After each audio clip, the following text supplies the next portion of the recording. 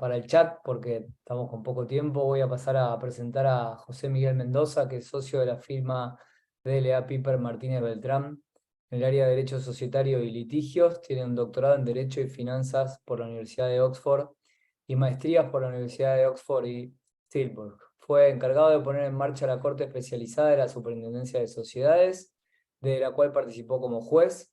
Ha participado en la preparación de varias reformas societarias en Colombia y representado al país en la Comisión de Naciones Unidas para el Desarrollo, para el Derecho Mercantil Internacional. Sus investigaciones sobre asuntos societarios y financieros han sido publicadas por Oxford University Press, North Carolina Academic Press, etcétera, etcétera. José, te saludo, te paso la palabra. 10 minutos. Lisandro, muchas gracias y muy buenas noches a todos los presentes.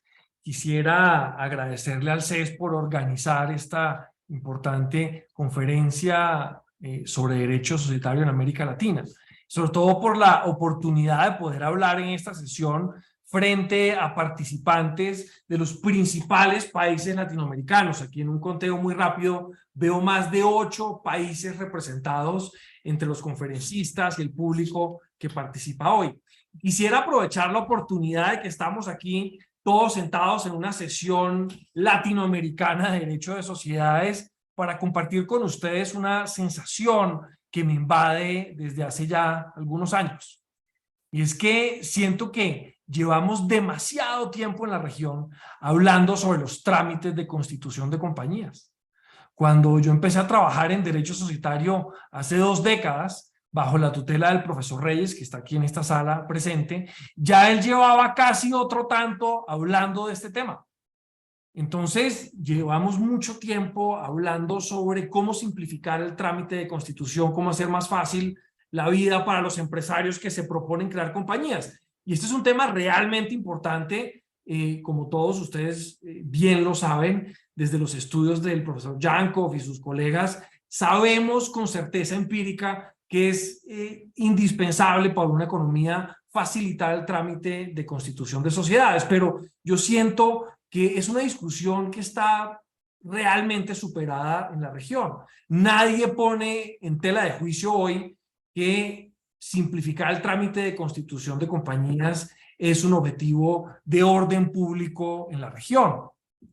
Eso se ha logrado en buena medida gracias a los esfuerzos de muchas personas que han hablado en este foro y que hablarán hoy más adelante, incluyo especialmente el profesor Reyes, que planteó y ganó finalmente el debate en Colombia con su más interesante invento, la Sociedad por Acciones Simplificada. Gracias a esos esfuerzos conjuntos en la región, podemos empezar a hablar de asuntos mucho más relevantes en materia de sociedades y, diría yo, mucho más interesantes. Acciones legales para proteger a accionistas minoritarios, por ejemplo. Cómo activar esas acciones mediante la creación de foros judiciales o arbitrales especializados.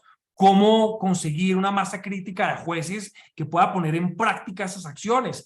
Cómo lograr articular el derecho de sociedades con las reglas procesales propias de cada país. Y eso es tremendamente importante. En Delaware, por ejemplo, el debate judicial más relevante en un proceso entre accionistas o administradores suele ser la distribución de la carga de la prueba. Algo que parecería ser tremendamente aburrido se convierte en el principal debate entre litigantes en un proceso de naturaleza societaria, la distribución de la carga de la prueba.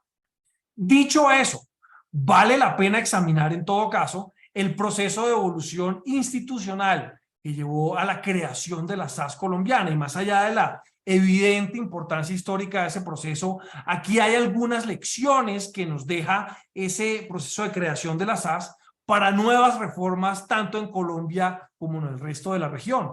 La gran mayoría de los países que están aquí representados ya han logrado introducir tipos societarios flexibles y de fácil constitución y han emprendido nuevas reformas en otros frentes. La experiencia legislativa colombiana con la introducción de la ley SAS deja muchas lecciones, insisto, para esos nuevos procesos de reforma. Y es que la SAS inicialmente fue entendida por algunas personas en Colombia como una simple reforma para hacer más fácil el trámite de constitución, para simplificar el funcionamiento de compañías en el país. Y la SAS en realidad es mucho más que eso, como ya seguramente tendrá oportunidad de explicarlo el profesor Reyes. La SAS, más allá de toda la revolución conceptual que introdujo en el país, sí simplificó el trámite de constitución de compañías y esa fue la culminación de un proceso que tomó casi 2 décadas. Un proceso que tuvo que enfrentarse a obstáculos como, por ejemplo, la oposición de los notarios y otros grupos de interés que querían mantener sus rentas, y por eso hicieron casi que imposible durante varios años en Colombia la supresión de la escritura pública como requisito de constitución de compañías. Y por supuesto, cuando el salario de una persona depende de no entender una idea, es imposible lograr que ese grupo entienda la idea que se está promoviendo. Y aquí en Colombia, desde el año 93 por lo menos, hubo un esfuerzo sostenido por intentar lograr algo tan sencillo como suprimir la escritura pública de constitución en la creación de compañías. Y si ustedes dejan a un lado ese grupo de interés que lo constituyen los notarios, algo que compartimos en varios países latinoamericanos, increíblemente los principales opositores de la simplificación fueron siempre los académicos tradicionales en el país, con el argumento inexplicable de que la mayor facilidad en la creación de compañías fomentaría el fraude. Los detractores de cualquier esfuerzo de simplificación que se proponía en Colombia eran nuestros profesores de sociedades. Y aquí hay innumerables ejemplos sobre esa oposición férrea de los académicos y tratadistas en materia societaria en Colombia. Cuando se propuso por primera vez, por ejemplo, la creación de sociedades unipersonales en el país, el proyecto de ley 119 de 1993, el principal autor de la época y tal vez el autor más relevante del siglo XX en materia societaria en Colombia, lo primero que dijo, su primera reacción ante la posibilidad de crear sociedades unipersonales fue la siguiente, se las leo: las reglas de esa ley que buscaba crear sociedades unipersonales son tan elásticas como para aumentar con personas jurídicas el número de vagos y maleantes que abundan entre las personas naturales. Y tienen ustedes una persona de talante eminentemente vanguardista a la que le debemos la estructura básica del derecho de sociedades en Colombia, oponiéndose a algo que para nosotros ya es una realidad insoslayable, la creación de sociedades unipersonales. Esto, por supuesto, es un fenómeno regional. Y en cada uno de los países aquí representados van a encontrar ustedes frases más o menos de este calibre. En México, recuerdo, un profesor solía decir que las sociedades unipersonales son una aberración lingüística y jurídica. Decía el profesor que esto era una idea incongruente, absurda e inaplicable en la práctica. Por esa vía hemos llegado a unos extremos francamente absurdos. En Colombia, por ejemplo, la sociedad anónima es un engendro. Crear una sociedad anónima en Colombia requiere, para comenzar, no solamente una escritura pública, sino de 14 personas, 5 accionistas, 3 miembros principales de la junta directiva, otro tanto de suplentes en ese órgano, un representante legal principal, un suplente y un contador que no puede ser el mismo revisor fiscal. Si un emprendedor quiere o quería acceder antes del año 2008 a un vehículo societario con plena limitación de responsabilidad, tenía que conseguirse 13 testaferros para poder cumplir con ese requisito reforzado de pluralidad que llevaba a que una sociedad anónima tuviera que constituirse con 14 personas. ¿Quiénes eran esas personas habitualmente? Pues los asociados de primer año de las firmas de abogados y cualquier persona que se atravesara por el camino del emprendedor. A esos extremos llegamos con esta visión un poco obtusa del derecho societario. Luego de muchos intentos fallidos, se dio en Colombia por fin ese golpe de la SAS que permitió simplificar de un tajo el trámite de constitución de compañías. Y hubo varios intentos fallidos arrancando en el año 93 que culminaron con la introducción de la Ley 1258 del 5 de diciembre de 2008, con una estrategia legislativa genial que ha sido usada también en otros países y que los profesores Hansman, Gilson y Park-Gendler denominan regulatory dualism, que es básicamente introducir un nuevo tipo que no reemplace a los anteriores, una regla que no busque derogar lo que ya existe, sino plantear una alternativa para que sean los empresarios quienes escojan cuál alternativa los favorece más.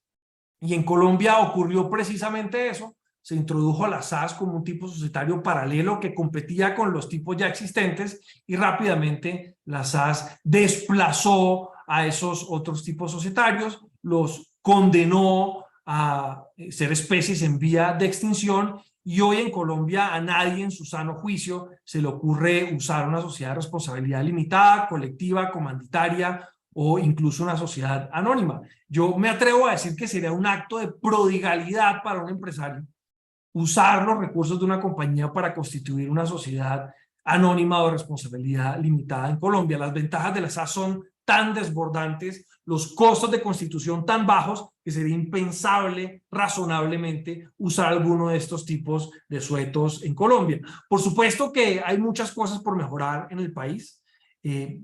Menciono apenas unos ejemplos. El trámite del registro mercantil en Colombia, que es el que se requiere para crear compañías, sigue siendo muy costoso y demorado. Hago énfasis en lo costoso. Además de pagar un impuesto al momento de constituir la compañía, cada vez que se celebran ciertos actos desde la asamblea, hay que hacer un registro nuevo con un pago de ese impuesto registral. Por ejemplo, la emisión de acciones y lleva al aumento del capital suscrito, está sujeto a un impuesto, el cambio de administradores y una renovación anual de la matrícula mercantil.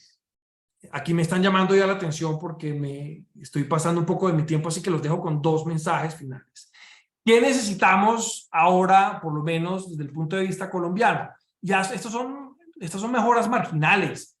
Lo grueso ya se hizo en el pasado, pero uno podría pensar, por ejemplo, en tener un régimen, una facilidad para tener sociedades preconstituidas o en reserva, shelf companies, que cuando un empresario nacional o extranjero quiera poner en marcha una compañía, pueda uno tener un vehículo ya preconstituido que esté inactivo hasta el momento en que se quiera usar. Ahora también hay un gran debate sobre la posibilidad de tokenizar acciones, pero por supuesto en los 30 segundos que me quedan no hay espacio suficiente para hablar de los retos que supone esa tokenización y su articulación con el sistema local. Por eso la última idea que les quiero dejar es que debo insistir en que las discusiones sobre el trámite de constitución de compañías, si bien son absolutamente relevantes, ya se han ido superando.